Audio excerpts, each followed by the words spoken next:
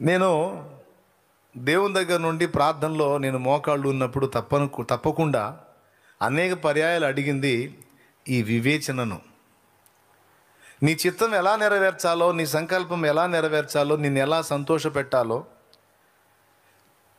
ఏది సత్యమో ఏది అసత్యమో నేను ఎలా తెలుసుకోవాలో, ఎవరితో ఎలా వ్యవహరించాలో, ఎక్కడ ఎలా స్పందించాలో ఆ వివేచన నాకు ప్రసాదించు దేవా అని తరచుగా ప్రార్థన చేసుకున్నట నా అలవాటు.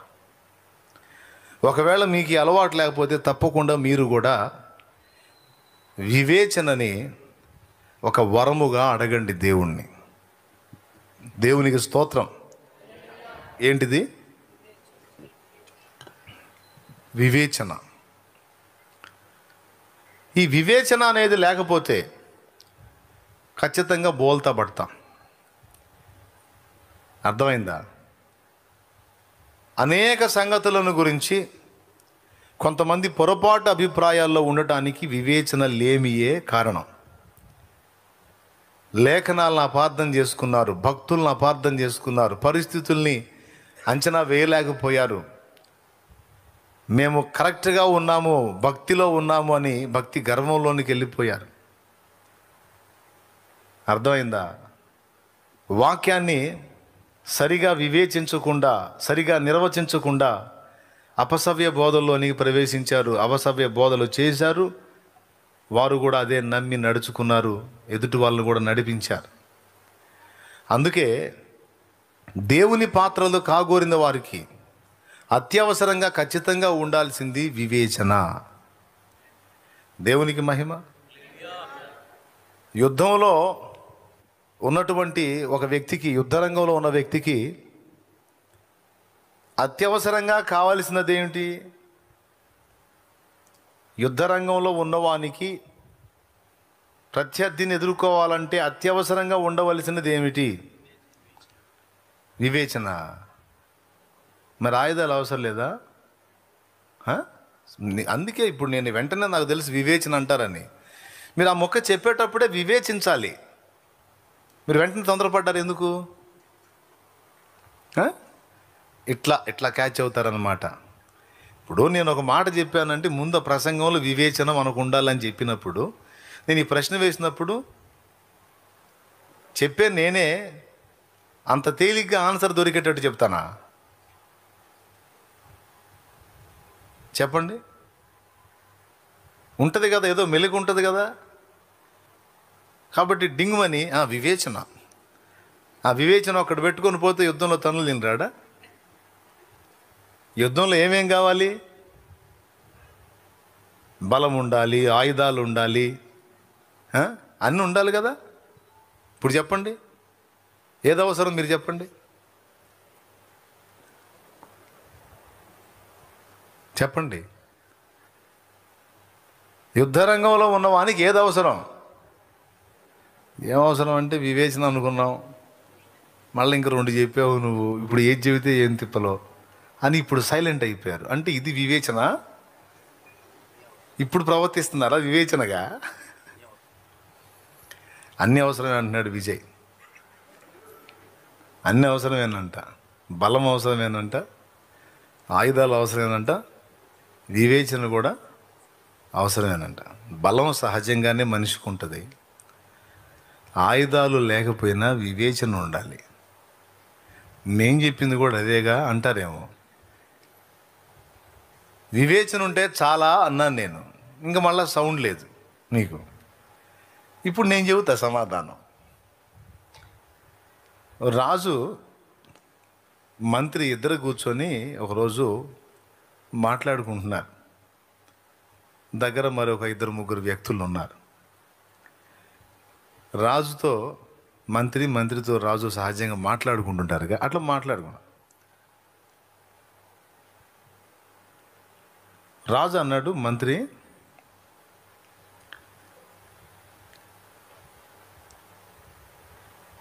ఆయుధాలు గొప్పవా, వివేచన గొప్పదా అన్నాడు. ఏం గొప్పవి? ఆయుధాలు గొప్పవా, వివేచన గొప్పదా అన్నాడు. అప్పుడు మంత్రి అన్నాడు, వివేచన గొప్పది మహారాజా అన్నాడు. నువ్వు చిక్కావు. వివేచన గొప్పది అన్నావు, మరి ఆయుధాలు లేకపోతే ఎదుటోడి చేతిలో తన్నులు తింటాం కదా అన్నాడు. ఏం కాదు మహారాజా, వివేచన అనేది ఉంటే మనం ఏదైనా చేయగలుగుతాం, వివేచన చాలా ముఖ్యం అన్నాడు. రాజుకు అడ్డు చెప్పాడు. రాజు ఊరుకోలా. ఎట్లా? ఆయుధం కావాలి, ఆయుధం గొప్పది, నువ్వు వివేచన అంటావు అన్నాడు. వివేచన ఉంటే ఆయుధం లేకపోయినా పర్వాలేదు మహారాజా అన్నాడు.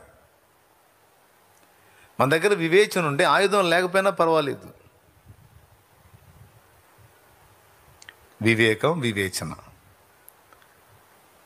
వివేచించటం అంటే ఎదుటివారు వ్యక్తం చేస్తున్న వాటిని ఆలోచించి గ్రహించటం ఒక అర్థం. వివేకం అంటే సమయోచితంగా ప్రవర్తించటం. మళ్ళీ ఇందులో కూడా మార్పు ఉన్నాయి అర్థాలు. వివేచన, వివేకం మళ్ళీ రెండు ఒకటి కాదు. వివేచించటం అంటే ఎదుటి వాళ్ళ నుండి వ్యక్తమవుతున్న వాటిని పరిశీలించి గ్రహించటం. వివేకం అంటే సమయోచితంగా ప్రవర్తించటం. వాళ్ళిద్దరికి వచ్చిన సంవాదం ఆయుధం, వివేకం. మంత్రి అన్నాడు, వివేకం ఉంటే ఆయుధం కూడా అవసరం లేదన్నాడు. అట్లెట్లా కుదిరిద్ది, నేను ఒప్పుకోను దీనికి అన్నాడు. వీళ్ళిద్దరూ సంభాషించుకుంటుంటే రాజుగారి పట్టపుట ఏనుగు, మదించినటువంటి ఏనుగు, మరి అప్పుడు దానికి ఏమైందో ఏమో, అప్పటిదాకా ప్రశాంతంగా వచ్చింది, సడన్గా బెదిరినట్టుగా కదిలి మనుషులను అటు ఇటు విసురుకుంటూ రాజుగారు ఉన్న ప్రదేశానికేసి ఒక్క ఉదుటున రాసాగింది. ఇప్పుడు రాజుగారి వరలో కత్తి ఉంది. అక్కడున్న సైనికులు ఈటెలు తీసుకొని ఉన్నారు. అది ఘీంకరించుకుంటూ అలాగొచ్చేసేసరికి ఏం చేయాలో అర్థం కాలేదు. భటులు దాన్ని ఎదురుకుపోయి ఈటెలు తీసుకొని దాని మీదకి వెళ్ళారు. వీళ్ళు తీసుకున్న ఈటెలు దానికి ఏమన్నా లెక్క, తొండంతో అటోకొని ఇటోకొని విసిరింది. ఆయుధాలు బుస్ అయిపోయినాయి అక్కడ. ఈ రాజుగారి దగ్గర వరలో కత్తి ఉంది, కానీ ఆ ఈటెల్ని అవతల పడేసి దానికి కత్తి ఒక లెక్క. మంత్రి దగ్గర ఏ ఆయుధం ఉండదుగా. ఉంటే మంత్రి దగ్గర ఒక చిన్న కత్తి ఒకటి ఉంటుంది. కాబట్టి ఇప్పుడు ఏం చేయాలో రాజుగారు బిక్కదచ్చి నిలబడ్డాడు. ఏనుగు వచ్చేస్తుంది ఘీంకరించుకుంటా. దాని ఘీంకారం, ఏనుగు ఘీంకారం ఎంత గంభీరంగా ఉంటుందో కదా, అలా ఘీంకరించుకుంటా వస్తుంది. తీరా రాజు దగ్గరకు వచ్చి రాజును సమీపించి రాజుని తొక్కబోయేటువంటి టైంలో మంత్రి అటు ఇటు చూశాడు. గోడ మీద ఒక పిల్లి కనపడింది. టపిమని ఆ పిల్లిని తీసుకొని ఏనుగు ముఖం కేసి విసిరాడు. విసిరేసరికి ఆ పిల్లి పెద్ద శబ్దంతో అరుచుకుంటూ దాని ముఖం మీద పడేసరికి కత్తుల్ని ఈటెల్ని లెక్క చేయని ఏనుగు నా మీదకి ఏదో ఇంకొక జంతువు వచ్చి పడింది అనుకొని అది ఒక్కసారిగా స్టన్ అయిపోయి భయపడిపోయి అది వెనక పారిపోవటం మొదలుపెట్టింది. దేవునికి స్తోత్రం కలుగును గాక. హల్లెలూయా. కాసేపు గుండె దడ కొట్టుకుంది. గుండె దడ వచ్చేసింది రాజుకి. గుండె దడ తగ్గిన తర్వాత చిన్నగా మెల్లగా మంత్రి మాట్లాడాడు. మహారాజా క్షమించండి, నేను ఇట్లా అంటున్నాను, నేను ఏమనుకోదు. ఇందాక మీరు అన్నారు కదా ఆయుధం గొప్పది అని. ఆయుధాలు దాన్ని ఆపినయ్యా. నా చేతిలో ఆయుధం లేదు, వివేకం ఉంది.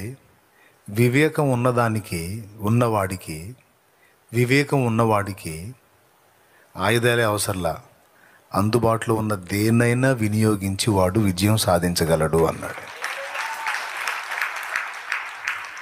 దేవునికి స్తోత్రం కలుగును గాక. దీనికి దావీదు కూడా మనకు ఒక నిదర్శనం.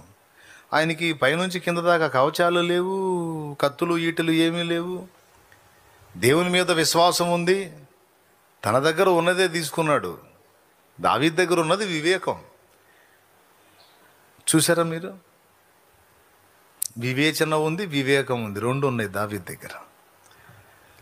ఎందుకు చెప్తా, ఇప్పుడు ఈట తీసుకొని పోయాడు అనుకోండి, ఈట తీసుకుంటే యుద్ధం వేరు. ఈట తీసుకొని నుదుటను కొట్టగలడా? కత్తి తీసుకొని పోయాడు అనుకోండి, సౌలు మాటిని కత్తి తీసుకొని నుదుటిలో గుచ్చగలడా? వాడేమో పైనుంచి కింద దాకా అంతా కవచాలు పెట్టుకున్నాడు, తలకు కూడా శిరస్త్రాణం పెట్టుకున్నాడు. కాకపోతే నుదుటి భాగంలో మాత్రం ఒక వెడల్పాటి రంధ్రం ఉంది. మరి ఊపిరాడక పెట్టుకున్నాడో, గ్లామర్ కోసం పెట్టుకున్నాడో, కవచం అట్ట తయారు చేసుకుంటారో అది వేరే సంగతి. ఇప్పుడు గొలియాతు ఏ కారణం చేత పెట్టుకున్నాడో ఏమో, ఇక్కడ గ్యాప్ అయితే ఉంది, శిరస్త్రాణానికి గ్యాప్ ఉంటుంది. ఆ గ్యాప్లో కొట్టాడు. ఏం తీసుకొని అంటే నాకు తెలిసి, నేను అనుకుంటున్నా, గొలియాతు వచ్చి సవాలు విసిరినప్పుడే దావీదుకి ఐడియా వచ్చి ఉండాలి. వాడు వచ్చి సవాలు విసురుతున్నప్పుడే స్కెచ్ గీసుకున్నాడు, ఏ టైపులో కూడా తిడి పడతాడని. దేవునికి స్తోత్రం కలుగును గాక. పైనుంచి కింద దాకా అన్నీ వీడు తెగేసుకొని ఉన్నాడు. ఇంత పొడుగున్నా కూడా వీడికి భయం. వాడి పర్సనాలిటీని చూసి జనం భయపడుతున్నారు, కానీ వాస్తవంగా వాడికి భయం ఎక్కువ. ఇప్పుడు వాడు అంత ధైర్యం కలిగిన వాడైతే, వాడిది అంత పెద్ద శరీరానికి కవచాలు ఎందుకు? కామన్గా రావచ్చు. అంత పొడుగుండి కూడా వాడు కవచాలు వేసుకున్నాడు అంటే అర్థం ఏంటి? వాడికి ముందే డౌట్ ఉంది, ఇశ్రాయేలీలు మామూలు వాళ్ళు కాదు, ముదురులు. నేను అజాగ్రత్తగా పోతే నన్ను అయినం చేస్తారని అప్పటికి జాగ్రత్త తీసుకొని వాడు వచ్చాడు. అయినా తప్పలేదు, దావీదు చేతిలో దెబ్బతిన్నాడు. ఏం తీసుకెళ్ళ, కత్తులు ఈటలు అంటే లేదు, అవసరం లేదు మహారాజా, నేను ముందే స్కెచ్ గీసుకున్నాను, నా స్కెచ్ని దేవుడు అక్షరాల అమలు చేస్తే అంతే చాలు. దేవునికి స్తోత్రం కలుగునుగా. సమస్య కళ్ళ ముందు రాగాన్ని దీన్ని ఏ టైపులో కొడితే అయిపోతుంది. ఆలోచన లేనోళ్ళేమో హడావుడి చేసి ముందుకు దూకుతారు. వివేకం కలిగిన వారు, వివేచన కలిగిన వారు తొందరపడి నోరు జారటం కానీ, చేయి జారటం కానీ, కాలు జారటం కానీ, కను జారటం కానీ, పెదవి జారటం కానీ చెయ్యరు. కొద్దిగా సంయమనం పాటిస్తారు, ఆచితూచి అడిగేస్తారు. దడేశ్వరులాగా ఉండరు. ఎవరులాగా ఉండరు? కొంతమంది దడేశ్వరులు ఉంటారు, కొంతమంది అట్లే ఉండరు. ఆగి కొంచెం ఆలోచిస్తారు, వివేచిస్తారు, వివేకంగా ప్రవర్తిస్తారు. దేవునికి స్తోత్రం చెప్పండి. సంగతి వెనక ముందు ప్రత్యుత్తరం ఇచ్చువాడు తన మూఢత్వమును కనపరిచి సిగ్గునందు అని ఉంది సామెతల్లో. కొంతమందికి తొందరపాటు ఎక్కువ. వాళ్ళకు తెలిసినటువంటి జ్ఞానాన్ని మనసులో పెట్టుకొని ఎదుటి వాళ్ళ దగ్గర ఈ మాట మాట్లాడితే నాకు ఏ పక్క నుంచి మొహం పగిలిద్దు అని వివేచన లేకుండా వాళ్ళకు తెలిసిన విషయాల్ని డింగ్మని మాట్లాడతారు.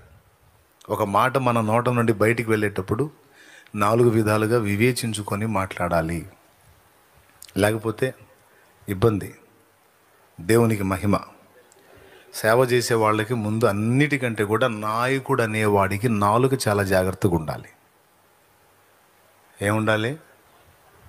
నాయకుడికే కాదు, అసలు ఏ మనిషికైనా నాలుక కంట్రోల్లో ఉంటే చాలా వరకు వాడు విజయం సాధించినట్టే. ముఖ్యంగా నాయకుడికి, నాయకురాలికి నాలుక చాలా కంట్రోల్లో ఉండాలి. ఈ నాలుక ఉంది చూశారు, మొత్తం కలిసి 3-4 అంగుళాలు ఉండదు ఈ నాలుక. డింగు మాట్లాడిద్ది, నోట్లోకి వెళ్ళిపోయింది, వీపు పెట్ట తన్నులు తింటూ ఉంటుంది. నాలుకని ఎవరన్నా కొడతారా? అది మాట్లాడి లోపలికి వెళ్ళిపోయి తలుపేసేసుకుంటుందా? తలుపు అంటే పెదాలన్నమాట. పగిలేది ఎక్కడ? పాపం ఇది ముందే మొచ్చుకుంటుంటుందా, నువ్వు మాట్లాడవాకవే నన్ను కొడతారని. అందుకే నాయకుడు అనేవాడికి నాలుక చాలా జాగ్రత్తగా ఉండాలి, లేకపోతే ఇబ్బంది. కొంతమంది నోరు జారుతారు, మాటలు జారుతారు. వాళ్ళు తెలివిగల్లోలాగా, జ్ఞానవంతుల్లాగా దైవజనుల్ని కూడా మేము ఎక్స్రే చేసాం, మేము పరిశీలించాం, అసలు ఆయన అలా, ఈయన ఇలా అని దైవజనుల్ని విమర్శించడానికి నోరు తెరుస్తారు తొందరపడి. కూర్చొని వినే విశ్వాసికే నీకు అంత ఉంటే చెప్పేవాడికి ఎంత ఉండాలి? 5వ క్లాస్ వాడికే నీకు అంత ఉంటే ఇంటర్మీడియట్ చదివేవాడికి ఎంత ఉండాలి? అవన్నీ దాటుకొని కదా వచ్చాడు. ఉంటాయి.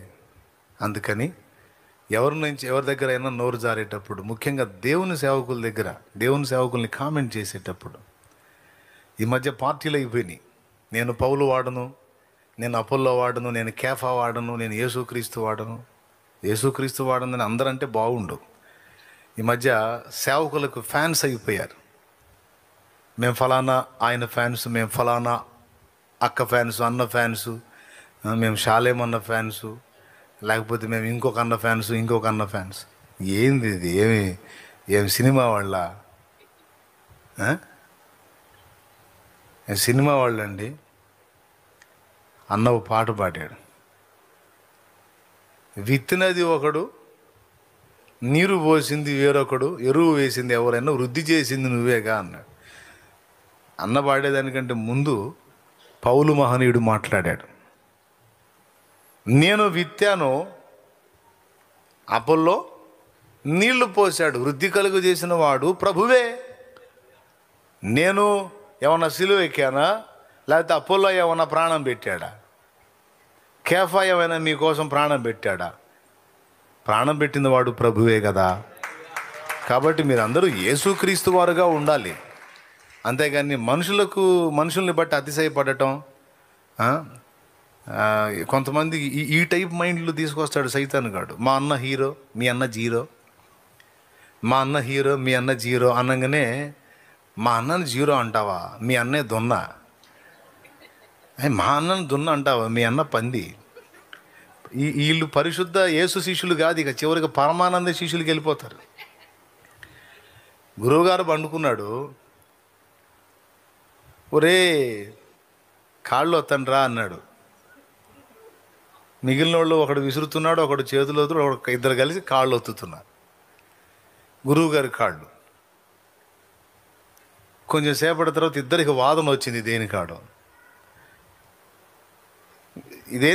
కాళ్ళ కాడే వచ్చింది. అరే నా కాలు ఫలానా టైపులో ఉంది అన్నాడు.